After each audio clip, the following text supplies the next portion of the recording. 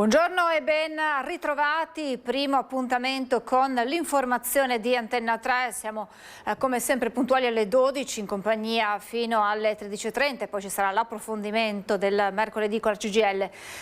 Vi racconteremo i fatti principali della giornata, tutti gli aggiornamenti che ci portano subito a collegarci con il nostro Cristian Arboit insieme a Nicoletta Rizzetto davanti al Palazzo della Prefettura di Treviso, perché dopo il sindaco Conte che auspica una proroga della zona rossa, quella zona rossa allargata in città, e dopo anche le parole dalla questura, dalla questura che ha formalmente chiesto una proroga, scade il 7 aprile, oggi in prefettura vertice decisivo per capire che cosa accadrà dopo appunto la scadenza del 7 aprile. Buongiorno Cristian. Buongiorno Francesca, a te e a tutti i telespettatori di Antenna 3, anche da parte di Nicoletta Rizzetto che sta curando la parte tecnica. Ci troviamo davanti al Palazzo della Prefettura, tra poco dovrebbero entrare i protagonisti di giornata, i rappresentanti delle forze dell'ordine, il sindaco Mario Conte, sul tavolo per l'appunto, come dici tu, la proroga della zona rossa, di quella che è stata ribattezzata come la zona rossa allargata, perché stanno scadendo i 60 giorni del provvedimento che era scattato il 7 febbraio scorso, questo nella zona della stazione di Via Roma, ma anche nel quadrante sempre caldo di Piazza Borsa, di Via Fiumicelli, Via Zorzetto, per intenderci l'area della PAM, dove soltanto sabato sera è scoppiata una violentissima rissa che vi abbiamo anche documentato. Quindi oggi tutti dovranno portare sul tavolo del prefetto i dati di queste settimane di zona rossa e da qui ripartire eventualmente per richiedere una proroga. La decisione dovrebbe arrivare già da questo tavolo che appunto potrebbe essere decisivo. Zona rossa che serve a contrastare, a contenere anche i fenomeni di violenza giovanile, le cosiddette baby gang, ma non solo, i bulli, i maranza, problema che affligge tutta la Marca trevigiana. Infatti dobbiamo darvi conto di due notizie che arrivano dal territorio, la prima da Conegliano, la seconda da Trevignano. Nel caso di Conegliano parliamo di 3 ragazzi e minorenni che adesso sono accusati di rapine e lesioni nei confronti di un coetaneo, questo all'esterno della scuola Galilei della città del Cima, con la vittima che ha riportato delle lesioni, e poi appunto Trevignano, forse un caso ancora più grave, con 3 quattordicenni, appena quattordicenni, accusati di lesioni ma anche di stalking nei confronti è arrivato il sindaco di Treviso Mario Conte. Sindaco, siamo in diretta, riesce proprio a venire con noi 30 secondi, so che il momento è chiaramente delicato. Mario Conte, che cosa si augura per la giornata di oggi, che cosa porterà questo vertice?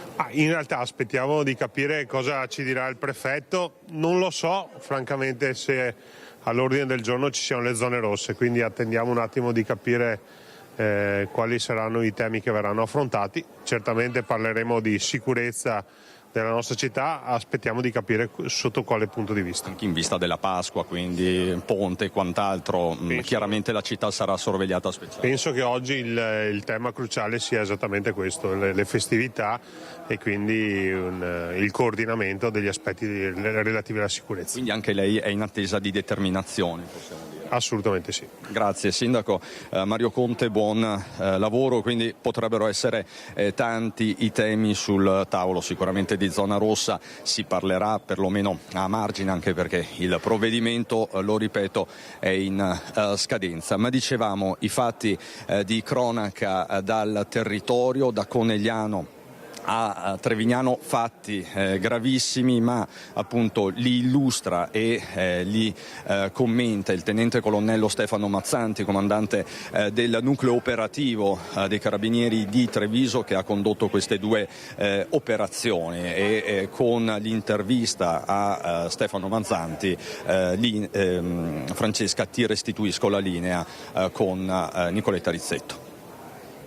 Tenente Colonnello Mazzanti, minorenni, ancora una volta protagonisti di tanti fatti di cronaca. Il primo ci porta a Conegliano. Cosa è successo? Sì, sono due fatti distinti che riguardano purtroppo sempre dei minori. Nel primo caso è una tentata rapina nei confronti di uno studente quindicenne dell'Istituto Galileo Galilei di Conegliano, nei confronti del quale 3 coetanei, in realtà erano 2 sedicenni e un 17enne, hanno tentato di rubare alcuni indumenti aggredendolo fuori da scuola. Nella circostanza, per fortuna, un passante ha notato quello che stava accadendo e l'intervento della pattuglia dei carabinieri di Conegliano ha messo in fuga i giovani, che poi sono stati tuttavia rintracciati e denunciati in stato di libertà per tentata rapina. Nell'altro episodio invece si parla di 3 quattordicenni. Il fatto è accaduto a Trevignano, nell'oratorio parrocchiale, nei confronti di un 13enne. Questi 3 giovani avevano messo insieme delle vessazioni e anche delle aggressioni, in particolare avevano nella circostanza creato delle lesioni guaribili in 5 giorni.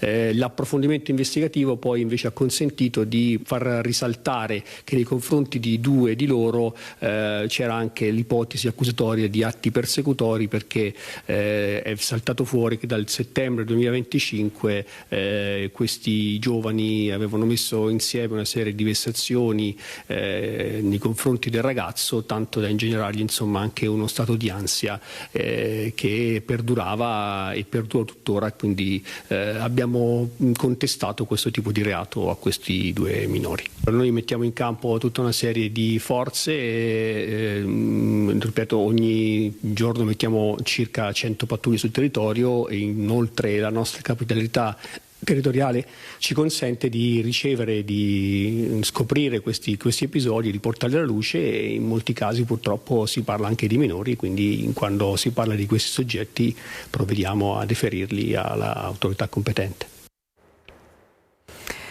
Ed ora con la cronaca andiamo nel Padovano, meglio ai confini tra Padovano e Trevigiano. 6 arresti per la banda delle spaccate, attiva tra Italia e Romania, fermato questa mattina a Firenze. L'ultimo ricercato. Si chiude così il cerchio sull'organizzazione che colpì anche a Padova e a Castelfranco Veneto. La Polizia di Stato chiude il cerchio su una banda transnazionale specializzata in spaccate, 6 arresti e colpi per centinaia di migliaia di euro tra Veneto e Toscana. La squadra mobile di Padova ha eseguito 6 ordinanze di custodia cautelare in carcere su disposizione del GIP, richiesta dalla Procura, nei confronti di cittadini rumeni tra i 28 e i 45 anni, ritenuti parte di una cellula criminale attiva tra Italia e Romania, con refurtiva destinata al mercato illegale dell'area balcanica. L'indagine parte dalla spaccata del 18 dicembre 2025 all'Ottica Max di Padova, dove furono rubati occhiali per oltre 200.000 euro. Al gruppo vengono attribuiti anche altri 2 colpi, lo scorso 23 gennaio a Castelfranco Veneto ai danni del negozio Luxury Mood. In quell'occasione 3 malviventi, dopo aver infranto parte della vetrina con un tombino, si erano introdotti all'interno del negozio, razziando numerose borse griffate, con un valore all'ingrosso di oltre 25.000 euro. Il secondo colpo risale lo scorso 2 marzo a Montecatini Terme, alla profumeria Rossana, dove i malviventi hanno rubato profumi per un valore di oltre 50.000 euro. Decisivo l'intervento del 3 marzo scorso. 4 membri della banda sono stati bloccati dopo un furto da 200.000 euro alle officine ottiche Gianeletti di Padova. In fuga verso Bologna hanno tentato di cambiare auto, ma sono stati intercettati e arrestati. Una quinta componente, una donna rumena, era stata rintracciata e arrestata a Roma, mentre nelle scorse ore è stato individuato anche l'ultimo ricercato, un 40enne rumeno fermato a Firenze e condotto in carcere, completando così l'esecuzione di tutte le misure cautelari. Le indagini hanno ricostruito l'operatività del gruppo, che utilizzava un'auto con targa francese per spostamenti frequenti oltre confine e che colpiva con la tecnica del tombino, sfondando le vetrine in pochi minuti. A Verona, con un incendio che ieri sera intorno alle 21:30 ha interessato un hotel, l'hotel Maxim in via Belviglieri. Le fiamme sono partite da una navetta per rifiuti da cantiere posizionata nel piazzale antistante l'albergo. Al momento dell'incendio, infatti, all'ultimo piano della struttura erano in corso dei lavori di ristrutturazione. Le fiamme si sono propagate rapidamente ai materiali presenti nelle vicinanze, coinvolgendo anche alcuni cipressi a ridosso della facciata dell'albergo. In via precauzionale sono stati evacuati 300 ospiti della struttura, tra questi anche alcune scolaresche messi in sicurezza. I vigili del fuoco, intervenuti con squadre dalla sede centrale e dal distaccamento di Caldiero, supportati da autopompe e autoscala, sono riusciti a circoscrivere le fiamme ed evitare che queste si propagassero ulteriormente. Sono state poi effettuate tutte le verifiche necessarie. Il rogo e i prodotti della combustione hanno interessato la facciata dell'edificio, una stanza all'ultimo piano e parte dell'area vendita del supermercato situato al piano terra. Fortunatamente nessuno è rimasto ferito. Resta in carcere Davis Suarez, il cittadino di nazionalità cubana, 37 anni, accusato di tentato omicidio per l'accoltellamento del 27enne di Cornuda durante una festa privata a Cesio Maggiore. Siamo dunque in provincia di Belluno. Ieri mattina in carcere si è svolta l'udienza di convalida. Si è avvalso della facoltà di non rispondere Davis Suarez, in carcere dallo scorso 28 marzo con l'accusa di tentato omicidio in relazione ai fatti accaduti quella stessa notte a Cesio Maggiore in un appartamento a poca distanza dal centro del paese. 37 anni, di nazionalità cubana, Davis Suarez ha scelto la linea del silenzio davanti alla Jeep Enrica Marson del Tribunale di Belluno, che ha convalidato l'arresto e disposto la misura cautelare in carcere. Sulla decisione della Jeep ha pesato molto, riferisce il difensore di Suarez, l'avvocato Giorgio Gasperin, la precedente condanna a 7 mesi di reclusione per lesioni aggravate per aver ferito un collega di lavoro, sempre con un coltello, per motivi passionali, fatti accaduti nel novembre del 2019 al Ponte delle Tezze di Feltre. Sabato notte, al contrario, i motivi dell'aggressione al 27enne tunisino residente a Cornuda ma domiciliato da qualche tempo a Sedico sarebbero stati futili. Nell'appartamento in via Caneselle, sabato notte si dava una festa. Una parola in più, qualche bicchiere di troppo avrebbero fatto degenerare la situazione. Suarez avrebbe afferrato un coltello da cucina utilizzato per sferrare 3 fendenti secchi che hanno steso il 27enne. Il giovane, soccorso grazie alla chiamata al 118 degli altri partecipanti alla festa, è stato portato al pronto soccorso dell'ospedale di Feltre e da lì trasferito con l'elicottero al Cafoncello di Treviso. Fortunatamente il 27enne non è stato dichiarato in pericolo di vita e in meno di 48 ore è stato dimesso e ha fatto ritorno a Sedico. Ora spetterà al medico legale stabilire se i colpi ricevuti avrebbero potuto causare la sua morte. In caso contrario, l'ipotesi di reato potrebbe essere derubricata a lesioni aggravate. Davis Suarez da poco tempo aveva aperto una partita IVA. Dopo aver fatto il cameriere a Pedavena, alla scadenza del contratto non rinnovato era entrato in Naspi. Del 37enne, come del gruppo di sudamericani che si dividono l'appartamento in via Caneselle, gli abitanti di Cesio Maggiore hanno timore. Troppo litigiosi, provocatori e dalla lama facile, dice la gente, che chiede alle autorità controlli e sicurezza. Torniamo al dramma del ristoratore che ieri mattina si è tolto la vita nella giornata dello sfratto della sua attività con annessa abitazione, una vicenda che ha scioccato tutta la comunità. Noi siamo tornati con Vanessa Banzato, con Federico Cibotto insieme al sindaco di Valbrenta, Luca Ferrazzoli, perché adesso è il momento di stringersi intorno alla moglie e alle figlie del ristoratore. Buongiorno Vanessa.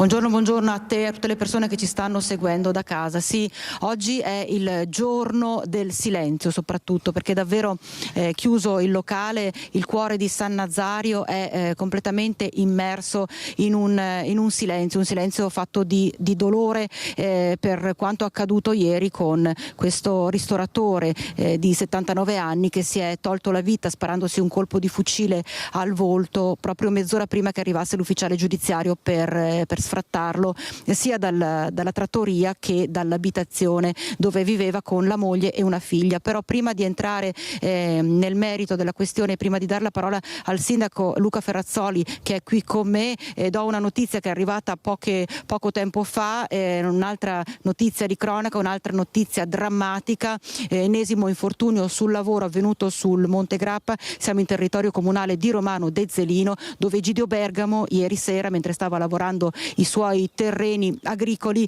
è stato rimasto intrappolato in un macchinario spargi liquame, spargi letame, ed è morto appunto mentre stava lavorando. Aveva 41 anni e l'uomo era uscito verso le 6 di sera per raggiungere la parte di Grappa appunto che gestiva, che lavorava, e aveva cominciato a lavorare con questo macchinario. Poi qualcosa deve essere andato storto, non si è ancora capito cosa sia successo esattamente. Fatto sta che attorno alla mezzanotte i familiari non l'hanno visto rincasare, hanno subito dato l'allarme quando il personale dello Spisal, quando il SUEM 118 e i vigili del fuoco sono arrivati sul posto. La scena che si è presentata davanti ai loro occhi era letteralmente drammatica, perché appunto è rimasto intrappolato in questo macchinario. Egidio Bergamo, tra l'altro, personaggio che conoscevamo benissimo anche noi, avevamo intervistato in più occasioni, perché era proprio sempre dentro le tematiche che riguardavano il bestiame nel periodo delle malghe, con gli avvistamenti di lupi, con le varie predazioni dei lupi alle bestie sul Grappa. Insomma, un personaggio che era molto legato alla natura e molto legato all'attività sia dell'agricoltura che dell'allevamento di bestiame. Daremo comunque tutti i ragguagli nei nostri telegiornali di questa sera, spiegando cosa può essere successo proprio nelle drammatiche ore di ieri. Intanto torniamo a San Nazario, sindaco, perché davvero c'è una comunità che è stretta dal dolore per la morte di Gino Secco. Sì, assolutamente, una comunità che soffre per l'accaduto.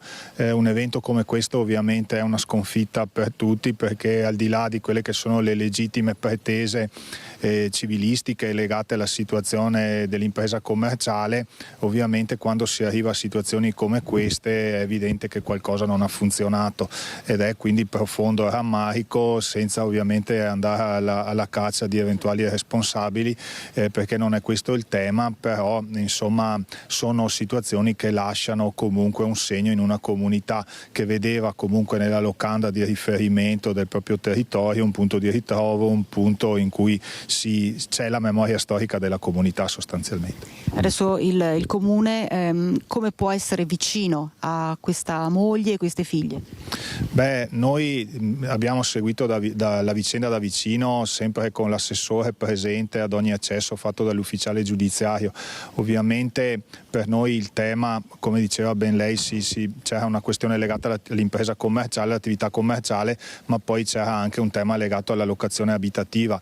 Ovviamente noi abbiamo cercato di risolvere la seconda questione, non potendo interferire nella prima, salvo cercando di fare quelle attività affinché rimanesse aperto un locale che è particolarmente importante in questa comunità.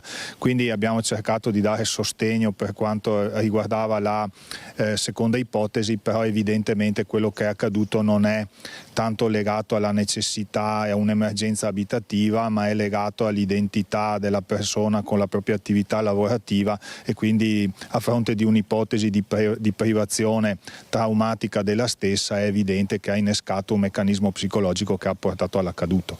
Proprio di questo, sindaco, si è occupato lo psicoterapeuta Lino Cavedon, che appunto ci ha dato una lettura di quanto può essere accaduto a Gino Secco, di quello che può aver pensato e portato poi Gino Secco a questo tragico, drammatico epilogo. Allora chiederei alla regia di mandare l'intervista che ci ha rilasciato il dottor Cavedon. In questa vicenda purtroppo le ragioni economiche hanno colpito al cuore l'identità sociale e non solo le finanze di questo piccolo imprenditore. In queste professioni viene dedicato tantissimo tempo al lavoro, ci sono grandi fatiche, tante rinunce, tanto dovere e poco piacere. Quando diciamo che l'identità di un soggetto è rappresentata soprattutto dall'identità derivante dal lavoro, capiamo anche che disconoscere questa parte della persona significa annullare tutto il suo valore. Quindi l'ufficiale giudiziario che va a mettere i sigilli ad un locale in realtà va a rendere vana una vita di sacrifici e di dedizione al lavoro. Il danno viene proprio fatto all'identità sociale che una persona ha coltivato con impegno per una vita, e questa vita viene purtroppo non solo sminuita ma viene spenta. Credo valga la pena in questi casi considerare le possibili conseguenze di un provvedimento giudiziario allo scopo di aiutare la persona a vedere altri aspetti di sé che attribuiscano valore alla sua vita a prescindere pertanto dall'aspetto lavorativo. Ecco, intanto la moglie e la figlia, una delle due figlie di Gino Secco, si trovano ancora ricoverate all'ospedale. Ieri sono state portate con l'ambulanza perché poco dopo quello che era accaduto sono state letteralmente travolte da questo dolore insopportabile e insostenibile. Adesso anche a loro proprio bisognerà dare un supporto forte, far sentire una comunità veramente vicina. Sì, assolutamente. Ovviamente non è una cosa semplice perché per la dinamica, diciamo per le motivazioni, la dinamica, quindi è un rapporto che credo che per certi versi debba essere recuperato. Dal punto di vista amministrativo, come detto, noi abbiamo cercato di fare il possibile per attutire le eventuali situazioni che provenivano comunque da un procedimento legittimo, perché questo non va dimenticato, e quindi credo che sia necessario ricostruire un rapporto. Ovviamente se non si può discutere il se, è evidente che il coma è stato particolarmente traumatico, ovviamente per i parenti, lo è stato per i presenti e lo è stato per tutta la comunità, però insomma io so che i nostri concittadini hanno dei sentimenti forti e quindi troveranno un percorso che potrà risolvere queste questioni che possono sembrare ancora aperte. Certo, una comunità che si stringerà attorno a queste due donne per far sentire tutta la vicinanza del paese. Per il momento da San Nazario di Valbrenta è tutto, ti ricedo la linea. Grazie davvero Vanessa, grazie a Federico Cibotto e grazie naturalmente anche al sindaco di Valbrenta. Non ce l'ha fatta Claudio Tiziani, 70enne di Bassano del Grappa, che lunedì a Castelfranco in sella alla sua bicicletta da corsa era finito per cause ancora al vaglio della polizia locale contro un mezzo di Contarina impegnato nella raccolta dei rifiuti porta a porta. Le condizioni del cicloamatore erano apparse subito gravissime, trasportato dal suo all'ospedale, questa mattina è deceduto. 3 aggressioni in carcere a Vicenza in 2 giorni. Il sindacato degli agenti penitenziari invoca un cambio di passo alle istituzioni competenti vista la situazione emergenziale in cui operano. 15 giorni di prognosi è quanto hanno previsto i medici del San Bortolo nei confronti di un agente di polizia penitenziaria del carcere di Vicenza, vittima dell'ennesima aggressione da parte di un detenuto. Un soggetto di difficile adattamento che aveva tentato di sottrarre un buono gas direttamente dalle tasche dell'agente, motivo della violenta colluttazione che ne è derivata. Un grave episodio che si somma ad altre 2 aggressioni avvenute il giorno prima, una a seguito di un tentativo di strangolamento, sempre da parte di un detenuto, che è costato all'agente 5 giorni di prognosi, e di un collega costretto a rivolgersi alle cure del pronto soccorso dopo aver difeso le chiavi della sezione che un altro detenuto aveva tentato di strappare con violenza. Insorge il sindacato USPP che sollecita le istituzioni a prendere opportuni provvedimenti, visto lo stato di emergenza continuo che l'organico sottodimensionato degli agenti penitenziari è costretto a gestire in condizioni di forte pressione ai limiti della tollerabilità. La morte di Diana Canevarolo è stata accidentale, l'hanno stabilito le consulenze medico-legali. L'avvocato Dalmaso annuncia che i congiunti potrebbero essere stati diffamati. Adesso sarà nostra cura rivedere le dichiarazioni fatte dalle persone coinvolte nella vicenda per vedere se ci possono essere degli estremi diffamatori nei confronti ai danni soprattutto di Vincenza Arena e del figlio. È deciso l'avvocato Cesare Dalmaso, che con il collega Riccardo Todesco tutela Vincenzo e Nicolò Arena, rispettivamente marito e figlio di Diana Canevarolo, la 49enne trovata priva di vita a Torri di Quartesolo, nel cortile del condominio in cui abitava, il 4 dicembre scorso. Le consulenze medico-legali hanno confermato che Diana è morta per un evento accidentale.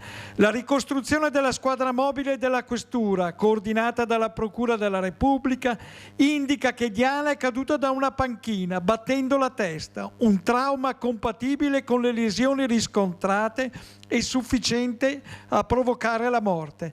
La donna era fragile, era malata e fin dall'inizio, dopo le prime ore concitate delle indagini, i legali della famiglia avevano parlato di una tragica fatalità, escludendo il coinvolgimento di terze persone.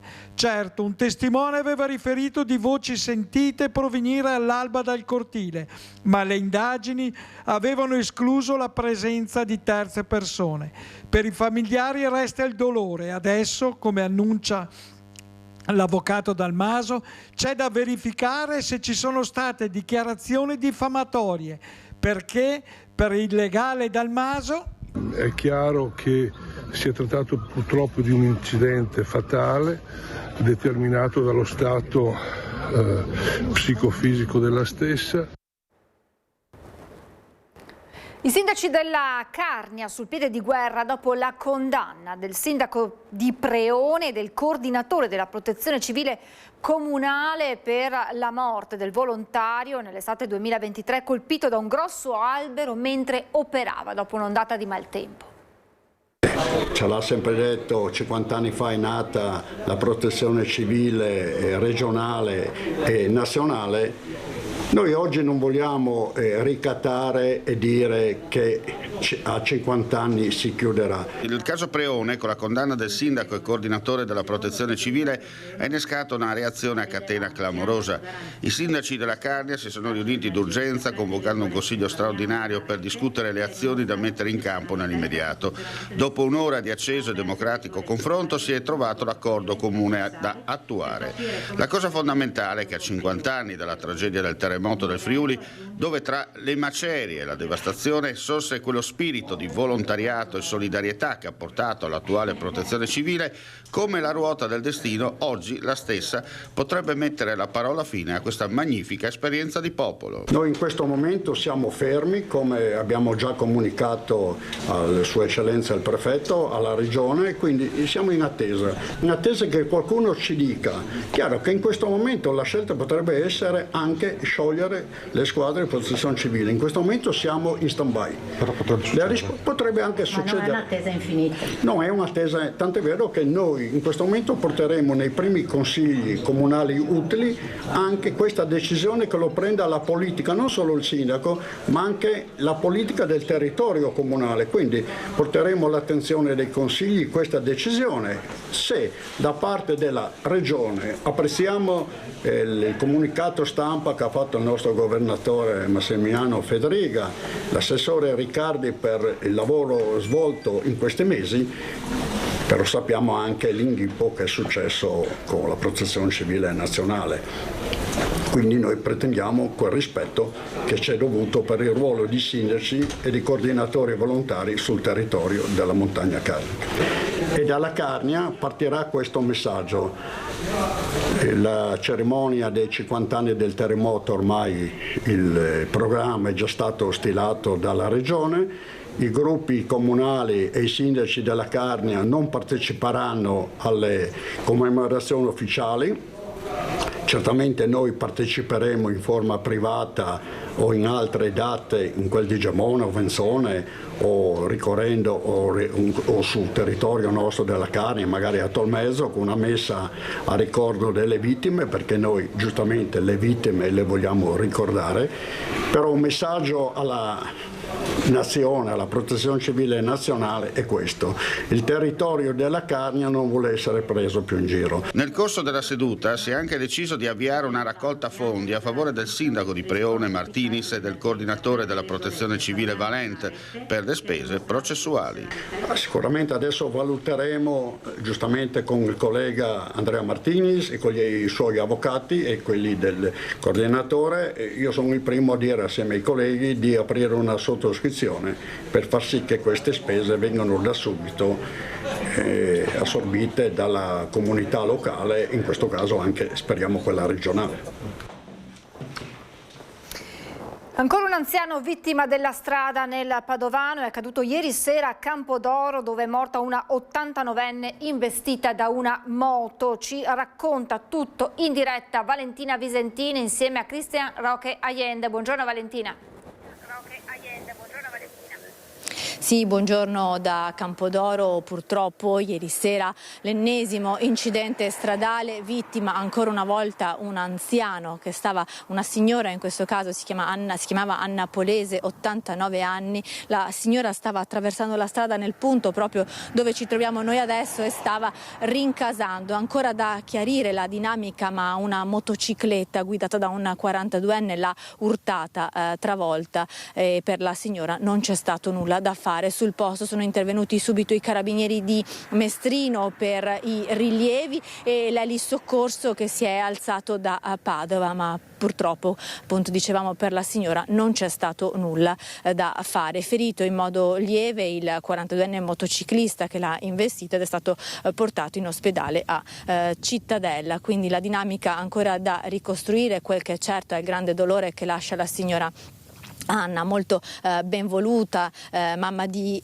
5 figli, aveva tantissimi nipoti, una signora in gamba, molto dinamica, sempre pronta ad ascoltare con tanti amici il racconto che ci hanno fatto i familiari di questa signora che davvero ieri sera stava attraversando la strada, stava rincasando. E purtroppo Anna Polese non è stata ieri l'unica vittima della strada qui nel Padovano.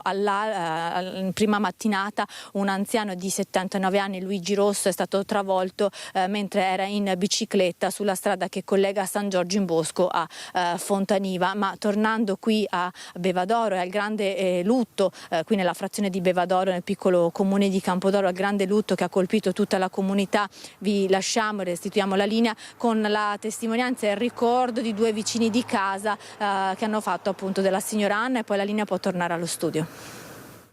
Sì, la conoscevo molto bene, anche perché è una signora molto simpatica, soprattutto anche perché passava quasi tutti i giorni qui a piedi e andava a trovare la figlia qua che abita proprio in paese. L'avevo vista giusta nel pomeriggio in auto che stava andando verso casa.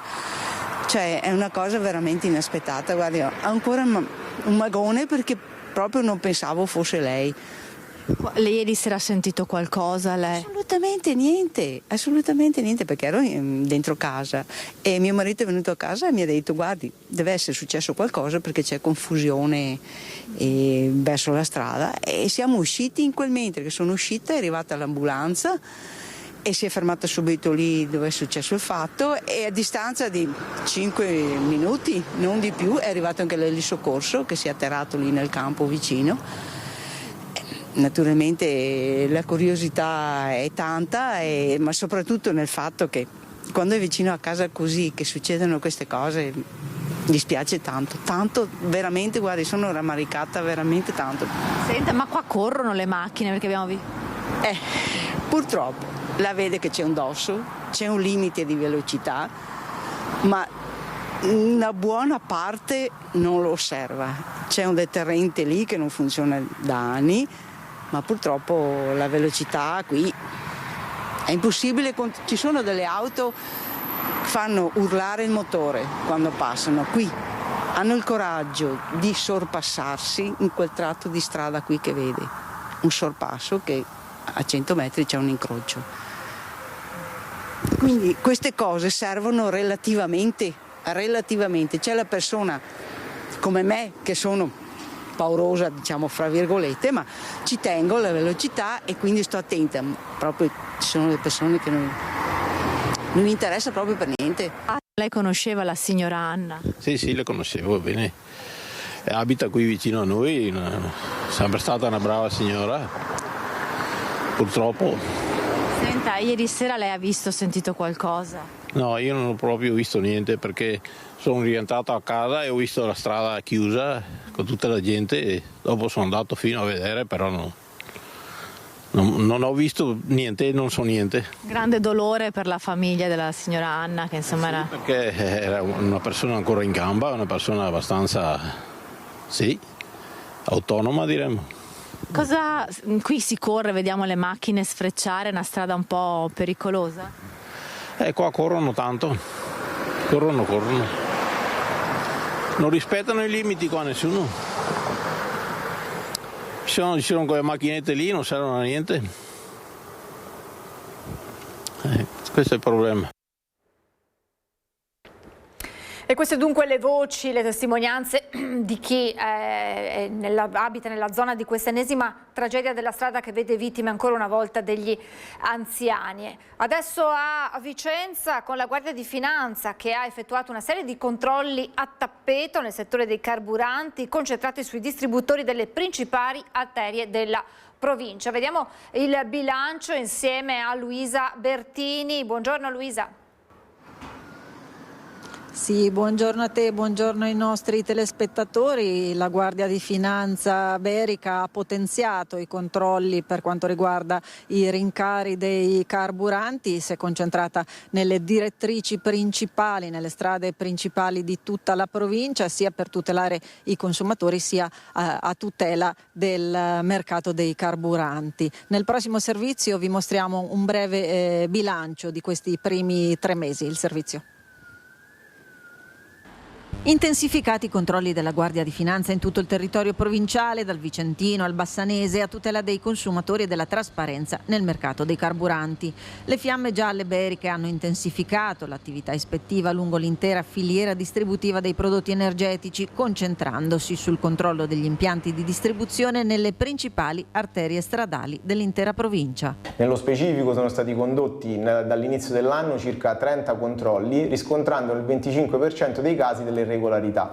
Queste attengono principalmente alla pubblicità dei prezzi riportata nella cartellonistica o nonché omissioni praticate dai commercianti circa la comunicazione dei prezzi all'osservatorio dei prezzi istituito presso il Ministero delle Imprese e del Made in Italy.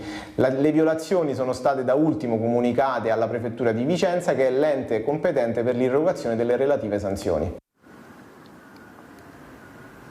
Sì, e sempre a proposito dei rincari che toccano i vicentini in maniera trasversale, Mirko Cavallina ha raccolto per noi proprio le voci dei vicentini tra chi stringe la cinghia o chi mette in atto delle strategie di tutela per se stesso particolari. Sentiamo il servizio e poi la linea può tornare allo studio. Chi si sposta per lavoro o anche solo per diletto con l'arrivo della bella stagione dei carburanti non può fare a meno. Chi usa l'auto per piccole necessità quotidiane riesce in qualche modo a calmierare i consumi. La spesa è cresciuta per tutti e i prezzi ormai si sono allineati con differenze di pochi centesimi, dei quali comunque si va a caccia.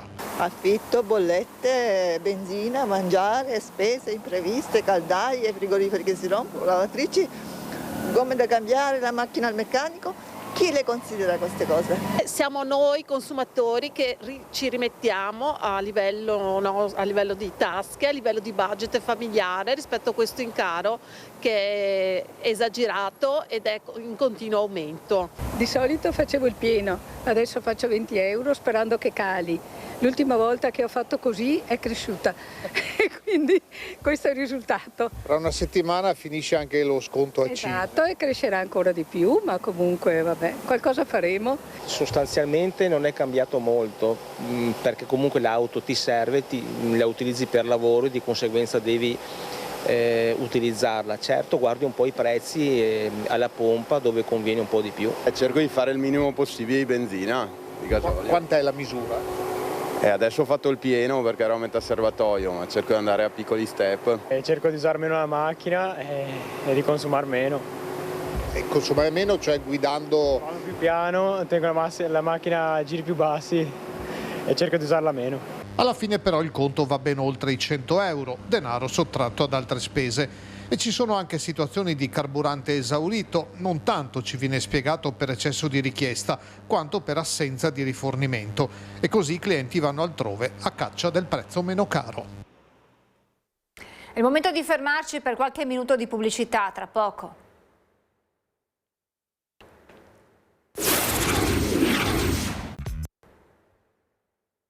Rieccoci in diretta nel bellunese, ancora con la cronaca. Furti tra Arsie e Fonzaso. Non è ancora stata individuata la coppia responsabile del furto messo a segno ad Arten domenica pomeriggio. I volti di un uomo e di una donna, entrambi di giovane età, sono stati ripresi da una telecamera di videosorveglianza all'interno della casa dove è stata fatta razzia di denaro e gioielli. Il clima è di allerta fra Arsie e Fonzaso, dove nel weekend è stato denunciato un furto in un'abitazione. Ci sarebbero stati almeno altri 4 tentativi di intrusione in altrettante case, praticamente in pieno giorno. Sono stati ripresi dalle telecamere interne e così abbiamo anche visto chi sono questi signori. Insomma, una coppia abbastanza giovane che con molta, senza vergogna sono entrati su una casa con molta nonchalance. I volti della coppia, un ragazzo e una ragazza, sono stati fissati e registrati dalla telecamera di sorveglianza dell'abitazione. I proprietari hanno diffuso le immagini che hanno fatto il giro del web e sono finite nelle mani dei carabinieri, che hanno immediatamente avviato le ricerche. Contrariamente ai rumors, però, la coppia non è stata fermata. Dei 2 giovani finora nessuna traccia. Nell'unico appartamento in cui il furto è andato a buon fine sono spariti gioielli e denaro e il bottino si aggira attorno ai 5.000 euro. Il colpo sarebbe stato messo a segno fra le 16 e le 20 di domenica scorsa. Non è la prima volta che il Basso Feltrino, che è terra di confine, viene preso di mira da malintenzionati. L'attenzione perciò resta alta. È successo un po' un mesetto fa che c'era stato un altro raid sulla frazione di Fastro e Bellame e quindi per la seconda volta ci troviamo in questa situazione. Adesso abbiamo anche fatto una riunione al nostro interno e anche tra l'altro con le forze dell'ordine stiamo coordinando un'azione mirata sul territorio. Controlli del NAS nelle mense ospedaliere, nelle case di riposo tra Treviso, Venezia e Belluno, irregolarità riscontrate in 1 su 2. Non ci sono le gravi situazioni riscontrate a Napoli o Brescia, con strutture sospese perché infestate dagli insetti, o la contaminazione batterica registrata a Salerno, ma le violazioni, seppur minori, non sono mancate nemmeno nell'area sotto la lente dei carabinieri del NAS fra Treviso, Venezia e Belluno. In tutta Italia, tra il 19 febbraio e il 22 marzo, 588 controlli sulle mense ospedaliere e sui servizi di ristorazione sanitaria. Controlli finalizzati alla verifica del rispetto delle norme igienico-sanitarie e della sicurezza alimentare all'interno delle strutture destinate ai pazienti. Nella nostra area gli accertamenti hanno riguardato 19 mense. Le principali irregolarità riscontrate hanno riguardato carenze igienico-sanitarie nei locali di preparazione e deposito degli alimenti, criticità strutturali e manutentive, inadeguata applicazione delle procedure di autocontrollo. In totale, su 19 accertamenti, 11 le non conformità strutturali e sanitarie registrate, praticamente 1 su 2, con 10 persone segnalate e 12 sanzioni amministrative, 29 campioni prelevati inoltre e sottoposti ad analisi. Nello specifico, nel Trevigiano 7 controlli con 3 non conformità, 3 persone segnalate e 4 sanzioni comminate. Nel Veneziano 8 accertamenti, 4 non conformità, 4 persone segnalate e 4 sanzioni. Nel Bellunese la situazione è più grave percentualmente, 4 irregolarità su 4 controlli, con altrettante sanzioni e 3 persone segnalate. E adesso andiamo a Belluno per fare il punto su un settore trainante per l'economia bellunese. Stiamo parlando dell'occhialeria. In collegamento Fabio Fioravanzi con Stefano Bozzi e con i suoi ospiti. Buongiorno Fabio. Grazie per la linea. Parliamo di occhialeria, diamo una dimensione per capire cosa vuol dire per Belluno questo settore, che in Italia occupa 18.000 persone, ma di queste 18.000 quasi 14.000 sono proprio in provincia di Belluno. Ci sono preoccupazioni, ne parliamo con tutti i rappresentanti sindacali che oggi erano qui per fare il punto della situazione, cominciando da Marco Frezzato della Wiltec. Quale e quanta è la preoccupazione? La preoccupazione c'è, ora noi non vogliamo sfociare sul tema di allarmismo, però ci sono dei temi da attenzionare. Noi abbiamo e vediamo una contrazione legata ai volumi, legata agli ordini, che sfocia poi su un utilizzo su una concessione di 2 milioni e oltre di ore di ammortizzatore sociali che le aziende richiedono. Questo cuba per la maggior parte sulle aziende piccole o conto terzista, in una situazione dove i grossi player stanno sempre più polarizzando, accentrando le produzioni, e chi ne paga lo scotto appunto sono le piccole aziende o i contoterzisti. Noi vogliamo porre l'attenzione su questi elementi. Il sistema internazionale non ci è sicuramente favorevole, perché passiamo da tensioni internazionali, guerre che nascono all'insegna del giorno, e questo va a destabilizzare quello che era l'ordine naturale dei mercati a sistema mondo. In questa situazione internazionale, ricordiamoci, sono i dazi di Trump con il crollo forse conseguente a questi del mercato americano. C'è un -2 generico per quanto riguarda i primi mesi dell'anno, ma mi sembra un -40 per quanto riguarda gli ordinativi da parte degli USA. Sì, questo è generato sicuramente dal tema dei dazi, ma dalla grande incertezza che questa situazione geopolitica sta generando, e in modo particolare che va a pesare sul mondo del lusso, motivo per cui abbiamo la necessità di mettere in campo, accendere i riflettori e mettere in campo tutte quelle azioni e quegli interventi per portare gli attori istituzionali, politici, delle associazioni imprenditoriali, delle organizzazioni sindacali e delle imprese a mettersi attorno a un tavolo e attivare tutti gli interventi, gli investimenti, le iniziative che ci consentono di stare al passo con i tempi e continuare a mantenere il settore ai livelli occupazionali e produttivi che ha mostrato in questi anni. E dopo Milena Cesca per FEMCA chiudiamo con Giampiero Marra di Filtem per parlare dell'occhiale del futuro. Potrebbe essere una chiave, l'occhiale tecnologico, per produrre nuovi posti di lavoro, una nuova filiera, nuove occasioni, nuove possibilità? Beh, sicuramente è un'opportunità. Noi non è che siamo contro la tecnologia, ci mancherebbe altro. Il tema è dove si produrranno questi occhiali tecnologici. Se l'occhiale evolve nel concetto di smart glasses e quindi sostituirà in tutto o in parte il cellulare, ecco, la dico così, sarebbe opportuno produrlo in Italia. Pensate, stiamo parlando appunto di occhiali, certamente non come quelli che sto indossando io, che facciano foto, video, che aiutino, ci spiegavano, anche per problemi sanitari come le carenze di udito o d'altro, quindi davvero un qualcosa di molto diverso da quelli che la mia generazione era abituata ad utilizzare. Per noi da Belluno è tutto, linea torna allo studio. Grazie a Fabio Fioravanzi e grazie naturalmente anche ai suoi ospiti. Torniamo alla serata di ieri con le due manifestazioni contrapposte, da un lato i centri sociali, dall'altra Forza Nuova al centro, la nuova moschea che dovrebbe sorgere a Mestre. Allora iniziamo con il corteo di Forza Nuova. Questa l'abbiamo chiamata pagliacciata, che ormai siamo abituati. Venezia comunque sappiamo che i compagni comunque con le varie sigle politiche non hanno un peso e riescono comunque a modificare anche, come in questo caso, un corteo con un presidio per andare contro la moschea, che comunque a nostro parere è una moschea di 1500 persone che, a fronte di quello che si è visto anche una settimana poco più fa, di 7000 fedeli che vanno comunque a, in qualche maniera, a cambiare la faccia di una città e forse anche del Veneto in questo caso, e invece ci ritroviamo dall'altra parte che vengono contro sempre con la storiella del fascismo, contro Mestre antifascista.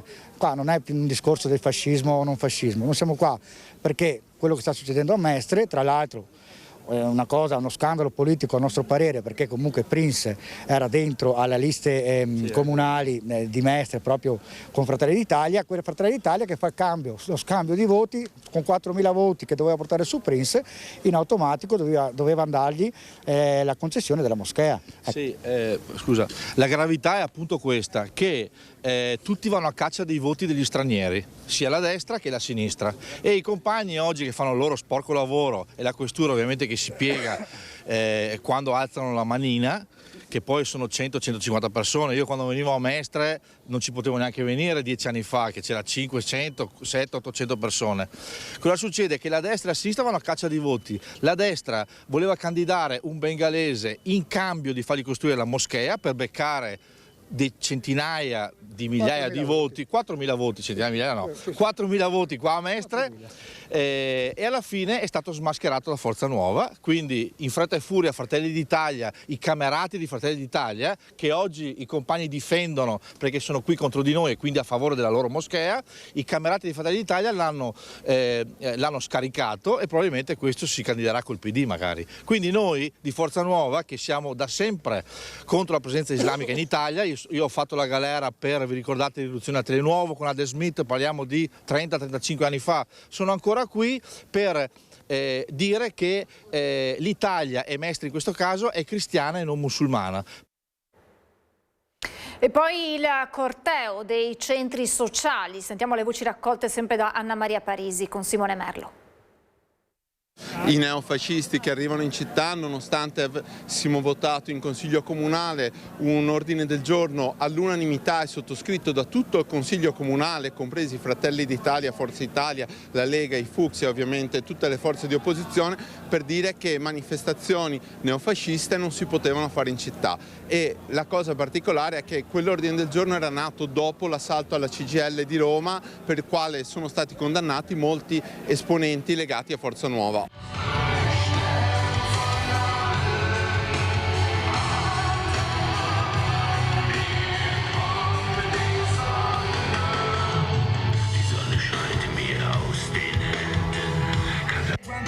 Via Piave rappresenta una delle vie più strumentalizzate, che allo stesso tempo rappresenta la realtà di tantissime delle problematiche che la nostra città vive e che da tante realtà dal basso cercano di migliorare grazie a sportelli, grazie ad attività, grazie a una presenza quotidiana che riesce a migliorarne la qualità della vita e il volto. Per questo abbiamo deciso di partire in corteo e prenderci esattamente la strada che Forza Nuova avrebbe voluto, il percorso che Forza Nuova avrebbe voluto fare, e arrivare in centro della città per dimostrare che oggi è sempre Mestre antifascista. Restiamo a Venezia con una notizia di tutt'altro tenore, sempre con la nostra Anna Maria Parisi, perché la città si prepara ad accogliere una nuova edizione del Salone Nautico, uno degli appuntamenti più attesi del panorama marittimo internazionale. Buongiorno Anna Maria, buongiorno al tuo ospite. Buongiorno Francesca, a te, ai nostri telespettatori e telespettatrici. Da Mestre a Venezia, come dicevi bene tu, che si prepara ad accogliere la 7ª edizione del Salone Nautico, con il mare che arriva decisamente in laguna. Ne parliamo con Alberto Bozzo, direttore commerciale di Vela, che appunto organizza questo evento per il Comune di Venezia. La conferenza stampa di presentazione è ancora in atto, sta per terminare, con l'intervento del sindaco di Venezia Luigi Brugnaro, e noi ci troviamo qui a Ca' Farsetti, la casa del comune. I numeri dello scorso anno, Bozzo, dunque riferiti ai 55.000 metri quadrati dello spazio presente alla Giudecca, oltre 300 imbarcazioni con gli espositori provenienti da tutto il mondo, oltre 10 paesi. Però l'anno scorso non c'era l'incertezza dettata dalle tensioni geopolitiche a livello internazionale. Allora, l'incertezza in questo momento è un aspetto oggettivo, quindi c'è un aspetto logistico da una parte, tutti i trasporti nell'area ovviamente del Medio Oriente in questo momento sono bloccati, questo crea dei problemi oggettivi per il trasporto di imbarcazioni in quella zona, e ovviamente paghiamo tutto il prezzo del calo dell'aumento energetico in questo momento. Detto questo, il Salone Nautico di Venezia quest'anno sarà un po' la cartina tornasole per vedere la bontà, diciamo, della domanda a livello Europa. I numeri che stiamo vedendo in questo momento sono promettenti, ma soprattutto il dialogo con gli espositori e con i clienti che visiteranno Venezia in quell'occasione, cioè fra meno di 2 mesi, tendono a dirci che la situazione è positiva, nel senso che c'è voglia comunque di evadere, voglia comunque di prendersi la libertà e partire per mare. Le adesioni al Salone sono molto buone, quindi noi stiamo lavorando, mancano, come dicevo, ancora un po' meno di 2 mesi. Siamo molto fiduciosi, la nautica ha vissuto corsi e ricorsi storici, questo è uno, ma ricordiamoci che i segmenti della nautica sono tantissimi, c'è tutta la parte di imbarcazioni elettriche, imbarcazioni ibride, di cui il Salone ha fatto sempre un baluardo, nel senso che noi siamo sempre stati fil rouge della nautica ecosostenibile. Ecco, Alberto Bozzo, dunque quando si terrà questa manifestazione a fine maggio, ovvero 2 giorni dopo le elezioni comunali di Venezia? Sì, allora il Salone Nautico è dal 27 maggio al 31 maggio, siamo ad apertura di stagione, un periodo molto importante per la nautica, un periodo che appunto, come dicevo prima, vede tanta voglia di partire per mare. Ecco, questo è il momento di acquistare le imbarcazioni, avremo tantissime aziende presenti, un interesse sempre più importante, dicevo prima, dei problemi che ci sono anche nel Medio Oriente, tanti cantieri nuovi che arrivano anche dalla Turchia che si affacciano al mercato di Venezia. Un ultimo flash, Alberto Bozzo, sulla possibilità anche di provare su mare e su laguna le imbarcazioni e non soltanto. Certo, perché allora il Salone è, come dicevo, più di 300 imbarcazioni, di cui 240 in acqua. La possibilità di fare prove a mare è uno dei plus del Salone Nautico. Come si esce dal bacino di questi 55.000 metri quadri del bacino dell'Arsenale, a 1,5 chilometri di distanza troviamo subito le bocche di porto e quindi si può provare anche l'imbarcazione a velocità completa, diciamo. Ecco, naturalmente è presente anche la Marina, visto che buona parte di questi spazi sono proprio quelli della Marina Militare. Grazie ad Alberto Bozzo, direttore commerciale di Evela, che si occupa appunto dell'organizzazione del Salone Nautico, con Sandro Ponchio per la parte tecnica. Ti restituisco la linea, Francesca. Grazie ad Anna Maria Parisi, grazie a Sandro Ponchio e grazie naturalmente anche al direttore di Vela. La cronaca striscione, scritte anarchiche contro la polizia all'interno di un'aula studio dell'Università di Padova, indaga la Digos dopo una segnalazione arrivata direttamente dall'Ateneo. Ieri partigiani, oggi terroristi, sempre antifascisti. Il cartellone scritto in rosso è stato trovato da alcuni studenti all'interno dell'aula studio dell'Università di Padova, nel quartiere Portello. Nei bagni numerose scritte con il pennarello nero contro la polizia, siglate con la cerchiata firma dei gruppi anarchici. La Digos della Questura di Padova è intervenuta dopo la chiamata degli studenti al 113 e ha avviato le indagini per individuare i responsabili. Lo striscione, che era appeso sopra la lavagna dell'aula studio chiamata da tutti il pollaio, è stato rimosso dagli agenti, che hanno poi catalogato tutte le scritte fatte nei muri e nelle porte dei bagni. Non è la prima volta che a Padova compaiono scritte contro la polizia, la più violenta, quella a novembre del 2024, proprio davanti alla questura, dove venne scritto: l'unico sbirro buono è quello morto, ma è la prima volta che vengono riscontrate scritte all'interno dell'università. Solidarietà alla polizia e agli appartenenti alle forze dell'ordine è stata espressa dal governatore del Veneto Alberto Stefani, che ha condannato il gesto. È un fatto inaccettabile che prende di mira il lavoro degli uomini e delle donne della polizia al servizio dei cittadini e della sicurezza di tutti. Lascia l'amaro in bocca a considerare che simili oltraggi sono stati trovati proprio all'interno dell'Università di Padova, luogo storicamente di confronto civile e di rispetto della libertà, ha scritto in una nota il presidente Stefani. Vicinanza al questore Odorisio e agli agenti anche da Luca Zaia. A Padova, città di cultura, sapere e libertà, episodi come questo devono trovare una risposta ferma e unitaria da parte di tutte le istituzioni, ha detto Zaia. Ancora qualche istante di pubblicità e poi torniamo nuovamente in diretta tra poco.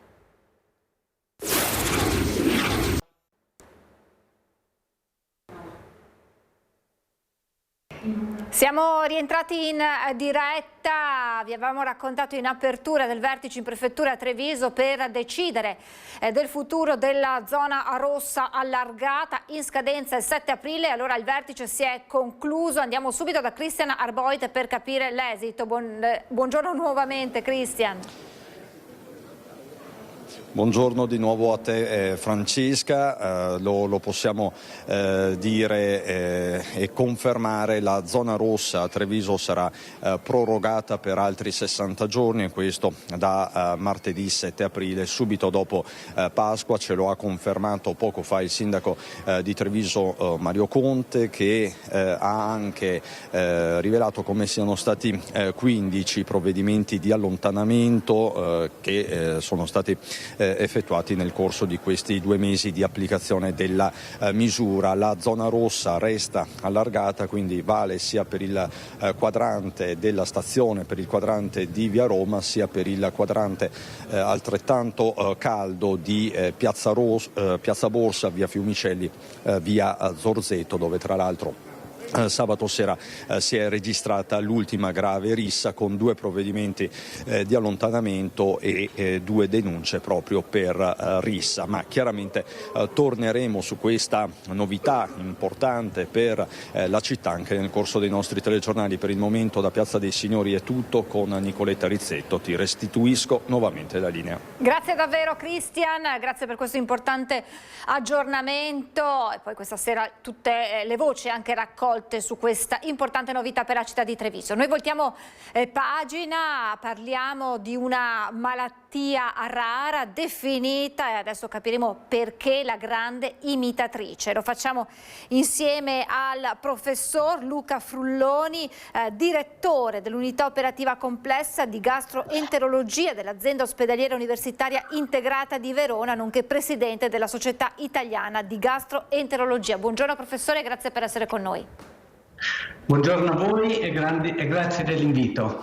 Professore, iniziamo subito da questo nome, questa grande imitatrice, perché cosa succede a questa malattia rara che prende il nome IgG4, e poi ci spiegherà anche il perché di questo nome. Dunque, la malattia IgG4 è una malattia che conosciamo da relativamente poco tempo, diciamo negli ultimi 15 anni. È una condizione fibroinfiammatoria molto aggressiva che può coinvolgere qualsiasi organo umano. Il nome deriva dalle IgG4, che è una sottoclasse di immunoglobulina che è particolarmente espressa in questi pazienti, e purtroppo è una malattia molto aggressiva con frequenti recidive e una progressione dell'infiammazione che porta a un'insufficienza d'organo. Grande imitatrice. È una grande imitatrice perché purtroppo in alcuni casi, soprattutto quando colpisce alcuni organi, tra cui il pancreas, ahimè, conosciuto anche recentemente per tumori che colpiscono anche personaggi famosi, purtroppo sembra che sia un cancro. In realtà è una malattia infiammatoria che risponde molto bene al cortisone, agli steroidi. Questo ovviamente fa sì che pone dei problemi importanti di, da una parte, diagnosi differenziale, cioè dobbiamo distinguere e capire che è una malattia infiammatoria e non un tumore, e dall'altra ovviamente un approccio terapeutico il più precoce possibile per impedire che l'organo colpito possa diventare non più funzionante. Ecco, una diagnosi, come diceva lei, professore, complicata, nel senso che si arriva alla diagnosi in alcuni pazienti dopo molti anni, probabilmente anche dopo un lungo peregrinare tra vari specialisti. Assolutamente sì, è una malattia, come lei ha definito, rara, quindi non frequente. I sintomi sono aspecifici, cioè possono simulare, per esempio nel caso di coinvolgimento delle vie biliari, una colangite, ma non c'è subito una chiara evidenza che possa trattarsi di questa malattia, e questo fa sì che la diagnosi venga ritardata. Il ritardo diagnostico comporta ovviamente una peggiore risposta al trattamento terapeutico, e questo fa sì che alcuni di questi pazienti vengano visti da noi specialisti in una fase, ahimè, troppo tardiva, in cui la terapia non è più efficace come se invece avessimo fatto una diagnosi più precoce. Ecco professore, io ho parlato di vari specialisti ai quali il paziente si rivolge in cerca di una diagnosi certa. In realtà qual è lo specialista del posto per questa tipologia di malattia rara, se esiste, solo se è un lavoro di equipe poi per arrivare alla diagnosi completa e alla cura. Verremo successivamente a capire che cure ci sono. Una delle problematiche più grosse è che, come ho già accennato, può colpire qualsiasi organo, per cui a seconda dell'organo colpito possono essere coinvolti i gastroenterologi come me, i reumatologi, gli otorini, i pneumologi, dipende appunto dall'organo che viene colpito. Chiaramente però è molto importante da una parte che ci sia un lavoro interdisciplinare, cioè che gli specialisti si parlino tra loro, ovviamente nei centri dedicati a questa malattia. Dall'altra parte che ci sia un coordinatore unico che faccia sì che poi i comportamenti sia diagnostici, quindi un PDTA, quelli percorsi diagnostici terapeutici che oramai in Veneto vengono messi in quasi tutti gli ospedali, siano uniformi proprio per evitare che poi ci siano discrepanze e magari dei ritardi diagnostici.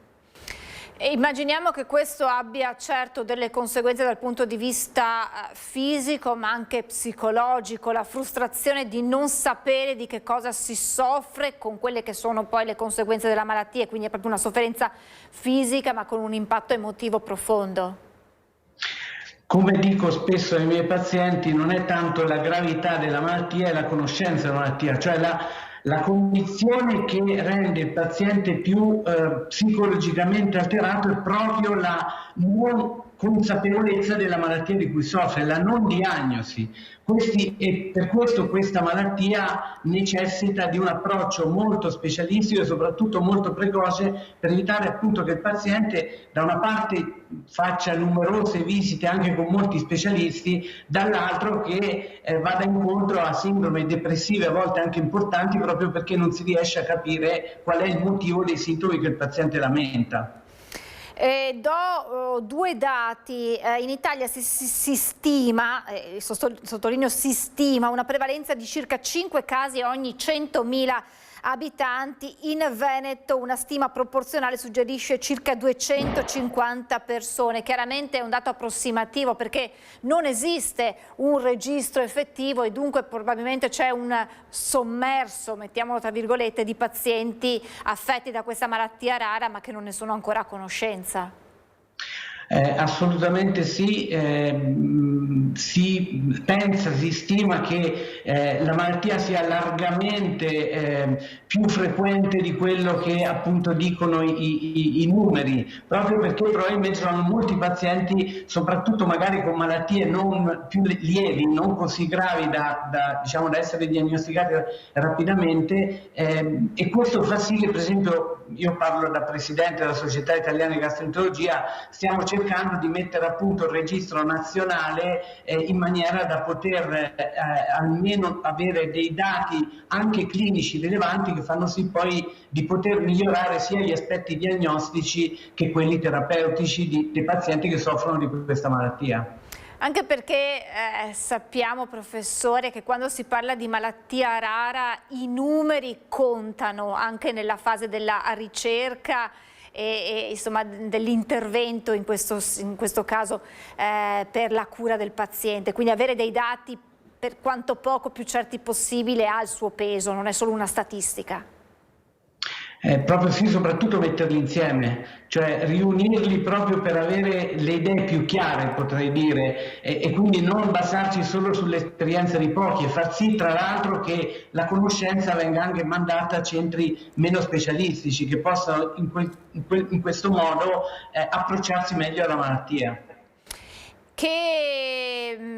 Che cure ci sono? Immagino chiaramente a seconda dell'organo che va a colpire, e poi le chiedo, anzi prima delle cure le chiedo in quanti casi, se c'è una stima, insomma, si arriva purtroppo a vedere l'organo deteriorato dalla malattia, cioè si arriva troppo tardi? Per questa seconda domanda in realtà non lo sappiamo, cioè quello che sappiamo è che la malattia risponde molto bene a terapia steroidea, quindi con farmaci che ahimè possono essere utilizzati solo per brevi periodi di tempo, vengono utilizzati generalmente per indurre, si dice, la remissione della malattia. Poi generalmente si valuta il paziente se ha o meno recidive. Nel caso di recidive, oltre a un ritrattamento con steroidi, deve passare a farmaci più importanti che possono essere immunosoppressori o biologici. In questo momento abbiamo solo una terapia cosiddetta off-label, cioè senza indicazione. Entreranno però, sono già stati sperimentati, già approvati sia dalla Food and Drug Administration americana sia dall'EMA, l'agenzia dei farmaci europea, dei farmaci biologici che sono molto efficaci, quindi probabilmente avremo delle armi a disposizione, spero abbastanza rapidamente. Professore, ne approfitto della sua presenza in quanto Presidente della Società Italiana di Gastroenterologia per chiederle quanto sono diffuse, chiaramente facciamo un ragionamento molto generico, però le malattie gastrointestinali con degli stili di vita, un'alimentazione sbagliata, una vita frenetica, poco movimento, insomma c'è un incremento, e si parlava anche dei giovani che sono particolarmente colpiti. Si inizia da giovani ad avere questo tipo di patologie. Le patologie più frequenti in ambito gastroenterologico sono quelle funzionali, quindi parliamo di tutte le dispepsie, tutti i problemi digestivi alti e tutte le problematiche delle coliti, cosiddette spastiche o coliti da colon irritabile, che sono largamente le più frequenti in ambito gastroenterologico, che risentono moltissimo sia degli stili di vita sia dalla tipologia del lavoro stressante. Ovviamente, ahimè, siamo tutti abituati al lavoro stressante, ma anche per esempio dall'alimentazione. L'alimentazione sta emergendo sempre di più come avere un ruolo estremamente rilevante nel trattamento di tutte le malattie, sia di quelle infiammatorie, anche tumorali, ma anche e soprattutto funzionali.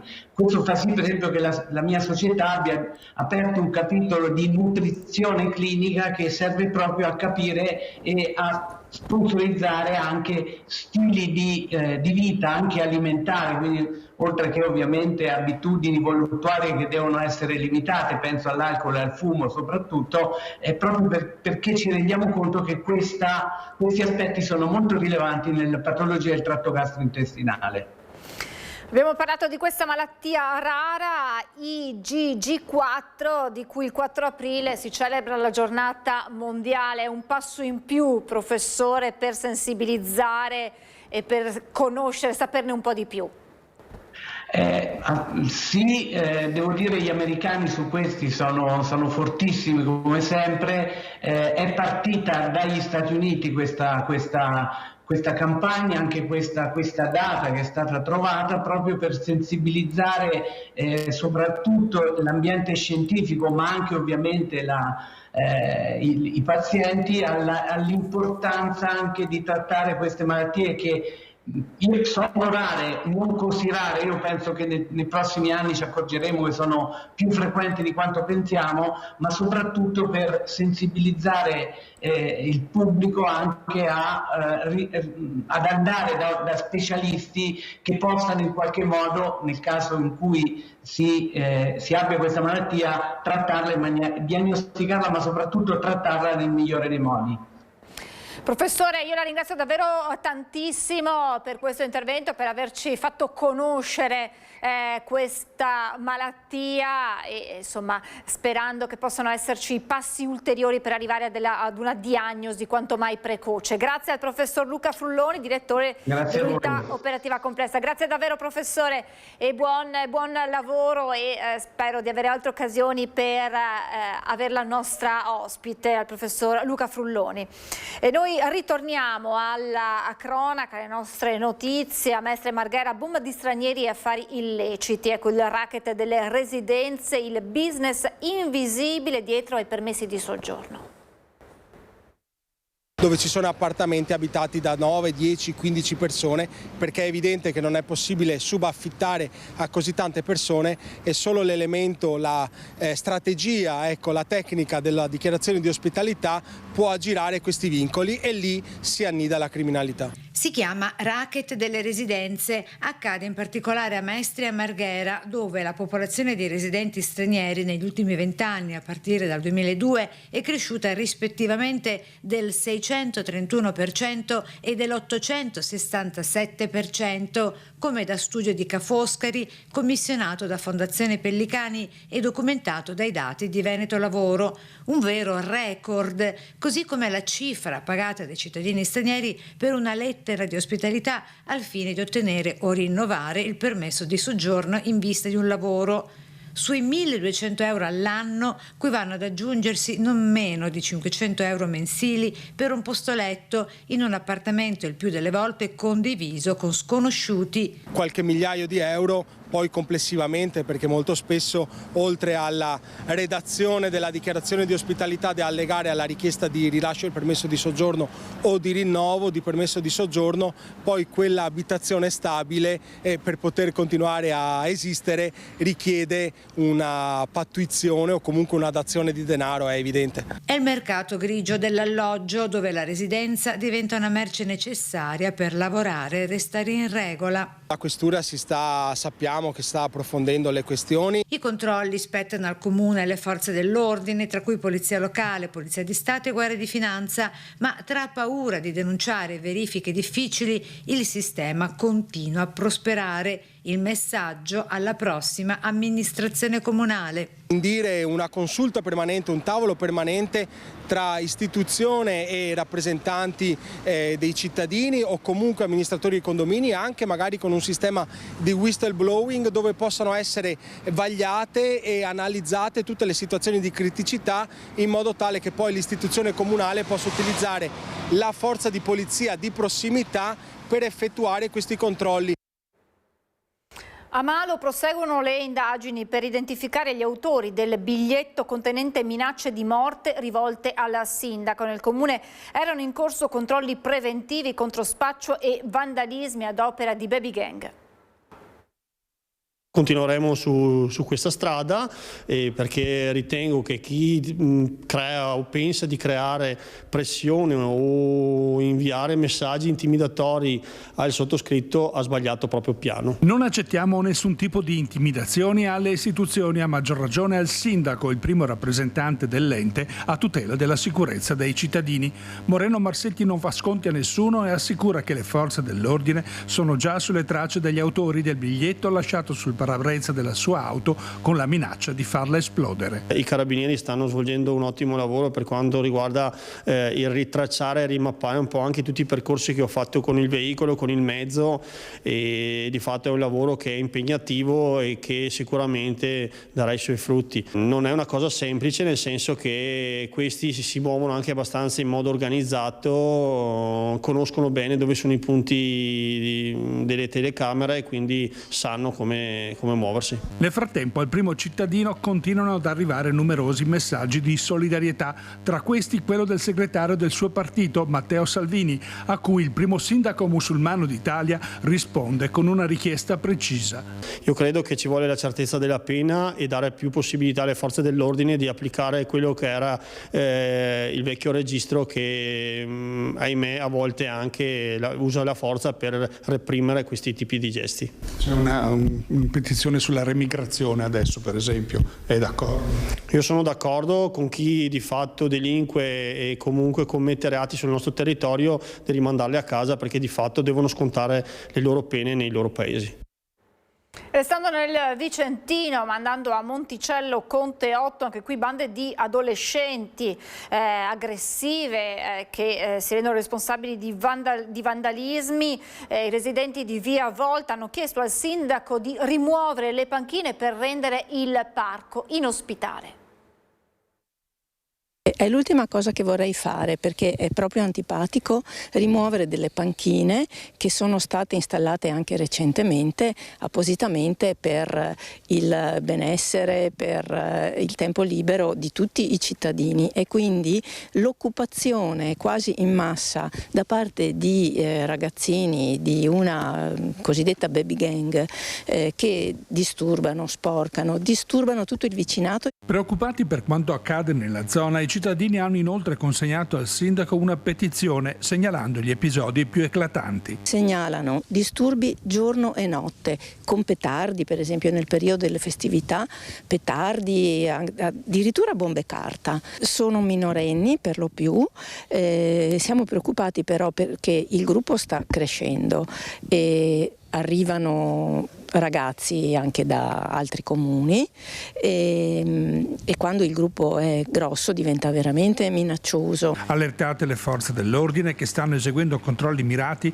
il sindaco chiede aiuto e si appella anche ai residenti. Abbiamo chiesto collaborazione ai cittadini, alle associazioni, anche per mettere in pratica delle attività che li possano avvicinare i ragazzi, che li possano far desistere dalle azioni moleste, e anche e soprattutto ai genitori, perché quando i ragazzi vanno a fare danni sono i genitori dei minorenni responsabili.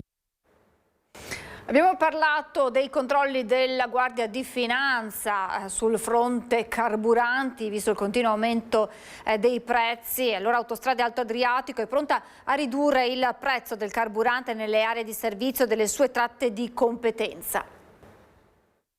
Viaggiare sta diventando sempre più complicato, i rialzi dei prezzi del carburante stanno mettendo in crisi automobilisti e camionisti. Solo qualche giorno fa la CGIA di Mestre aveva sottolineato, senza mezzi termini, che a pesare su aziende e cittadini è sempre più il caro carburante, con il gasolio ad oggi decisamente sopra i 2 euro al litro.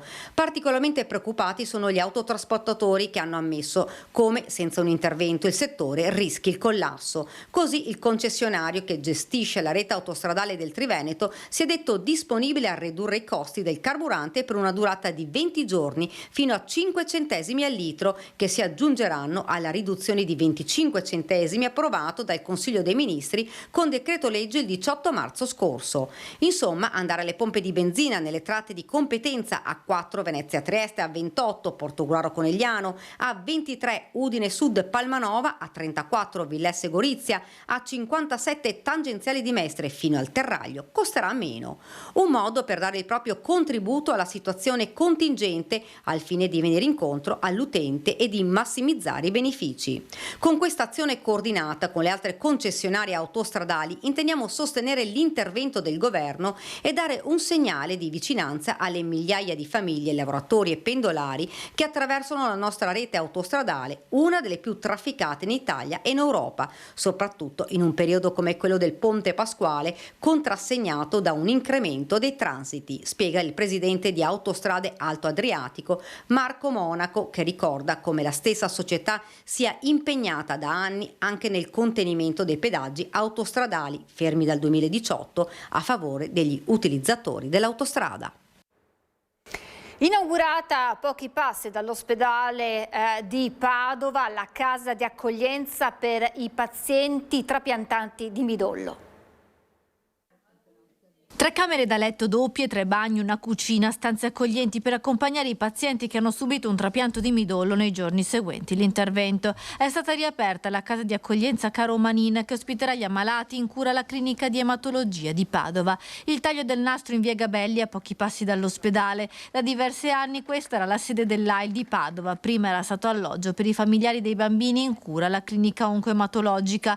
La casa è stata restaurata grazie alle donazioni. Curare vuol dire essere dalla parte di, sostare, passare del tempo. I nostri volontari non danno solo una casa, ma danno il cuore, danno il tempo, danno la vicinanza, seguono l'ammalato portandolo a fare le terapie.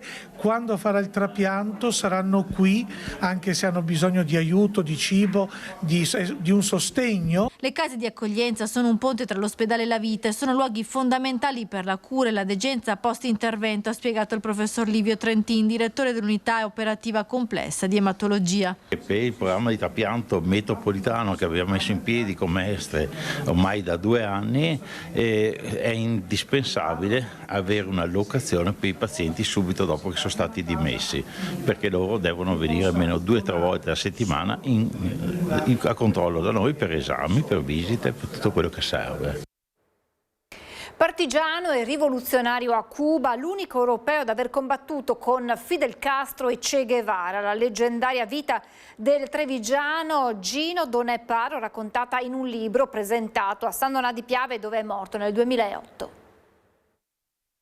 Immaginare che dopo una collaborazione e un'attività così forte nel periodo partigiano, emigrato scappato quasi in Cuba, decide di diventare rivoluzionario. Per tutti a Cuba è sempre stato el italiano. Gino Donè-Paro è l'unico europeo ad aver partecipato alla rivoluzione di Fidel Castro e Che Guevara, che nel 1959 liberò l'isola dalla dittatura di Fulgencio Batista. Lui che, già oltre i 30 anni, aveva lasciato l'Italia dopo aver combattuto la guerra partigiana. Uno che dava del tuo a Castro e al Che, nato a San Biagio di Callalta, morto a San Donà di Piave, dove una serata è stata dedicata proprio alla sua vita, raccontata in un libro da Piercarlo Porporato e Daily Sanchez Lemus. Era una persona quasi schiva, non voleva mai apparire, anche se aveva una storia incredibile. Ci siamo detti, potrebbe essere un soggetto da film. Una vita da film, una vita leggendaria che merita di essere raccontata anche e soprattutto alle nuove generazioni. Prima l'esercito, poi partigiano dopo l'8 settembre, la fine della guerra e l'emigrazione tra Belgio, Francia e Germania fino a Cuba, dove entra in contatto con i rivoluzionari. L'incontro con Fidel Castro, quello con Che Guevara, le missioni, i combattimenti, le fughe dalla polizia di Batista, la vittoria, mantenendo sempre e comunque un'etica inossidabile, come quando decise di non partecipare all'attentato di Santa Clara nel 1959. Non lo fece per un motivo, perché era una festa e avrebbero potuto uccidere dei bambini, e lui dice il nostro combattimento, la nostra azione è contro il dittatore e non contro la gente. Poi di nuovo in Italia, ma con Cuba un legame mai finito, più ritorni, l'ultimo nel 2004, poco prima della morte, solennemente decorato per il suo contributo alla lotta. Un personaggio da ricordare, uno che nel mondo in fiamme di oggi non esiterebbe nemmeno un istante.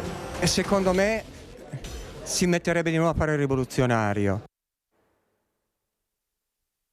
Noi siamo in chiusura, vi lascio ora alla sigla, le previsioni del tempo, e poi torneremo con l'approfondimento della CGIL, oggi dedicato all'emergenza casa, alle politiche abitative. Faremo il punto insieme a Sara Pasqualin, segretaria generale CGIL Treviso, e a Deborah Marcon, segretaria generale Sunia Treviso. Noi dunque ci separiamo per qualche minuto e poi ci ritroviamo qui. A dopo, grazie.